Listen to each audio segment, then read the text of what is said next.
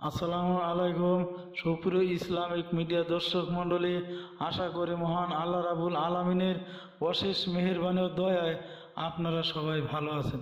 এখন আলোচনা করব, আসুন জেনে নেই জাহান্নামের গভীরতা ও প্রশস্ততা কত, তা আমরা এখন কোরআন এবং হাদিসের আলোকে জানব। তাহলে চলুন আলোচনা শুরু করা যাক। পৃথিবীর অধিকাংশ মানুষ জাহান্নামে প্রবেশ করবে। জাহান্নামীদের সংখ্যার আধিক্য বর্ণনা করতে গিয়ে রাসূল সাল্লাল্লাহু আলাইহি সাল্লাম বলেছেন, 1999 জন মানুষ জাহান্নামে প্রবেশ করবে। এরপরও আল্লাহ তাআলা জাহান্নামীদেরকে বিশাল আকৃতি দেহ দান করবেন, যেমন তাদের একটি দাঁত হবে উহুদ পাহাড়ের সমান। এক কাঁধ থেকে অপর কাঁধের দূরত্ব একজন দ্রুতগামী অশ্বারোহীর 3 দিনের পথ।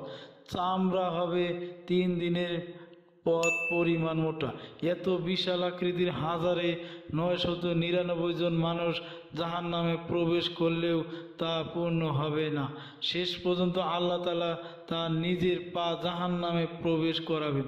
আল্লাহ তাআলা জাহান্নামকে বলবেন, সেদিন আমি জাহান্নামকে জিজ্ঞাসা করব, তুমি কি পূর্ণ হয়ে গেছো? জাহান্নাম বলবে, আরও কিছু কি আছে? সূরা কাফ 30 নম্বর আয়াত। এই উত্তর শুনে আল্লাহ তাআলা তার নিজ পা জাহান্নামের মধ্যে প্রবেশ করাবেন। এ সম্পর্কে হাদিসে এসেছে, আনাস ইবনে মালিক রাদিয়াল্লাহু আনহু হতে বর্ণিত, রাসূল সাল্লাল্লাহু আলাইহি সাল্লাম বলেছেন, জাহান্নামে অনবরত জিন মানুষকে নিক্ষেপ করা হবে। তখন জাহান্নাম বলতে থাকবে, আরও অধিক কিছু আছে কি? এভাবে ততক্ষণ পর্যন্ত বলতে থাকবে যতক্ষণ না আল্লাহ তাআলা তার নিজ পা প্রবেশ করাবেন। তখন জাহান্নামের একাংশ অপর অংশের সাথে মিলে যাবে এবং বলবে, তোমার মর্যাদা ও অনুগ্রহের কসম, যথেষ্ট হয়েছে, যথেষ্ট হয়েছে। আবু হুরায়রা রাদিয়াল্লাহু আনহু বলেন, আমরা একদিন রাসূল সাল্লাল্লাহু আলাইহি সাল্লামের কাছে বসা। তিনি একটি শব্দ শুনলেন। তিনি জিজ্ঞেস করেন, তোমরা কি জানো এটা কিসের শব্দ? আমরা জবাবে বললাম, আল্লাহ ও তার রাসূলের সর্বাধিক ভালো জানেন।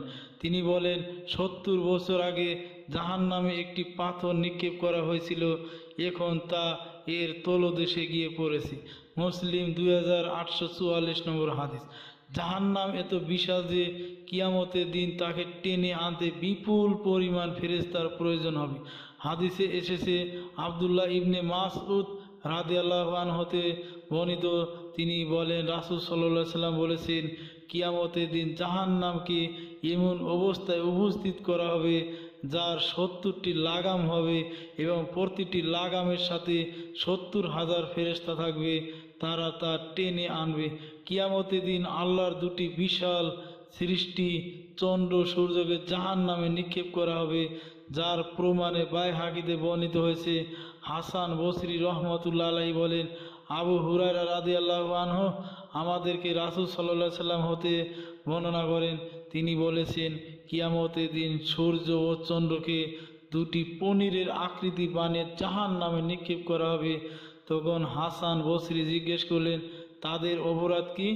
জবাবে আবু হুরায়রা বললেন, আমি রাসূল সাল্লাল্লাহু আলাইহি সাল্লাম হতে এ ব্যাপারে যা কিছু শুনেছি তাই বর্ণনা করলাম। এ কথা শুনে হাসান বসরি নীরব হয়ে গেলেন।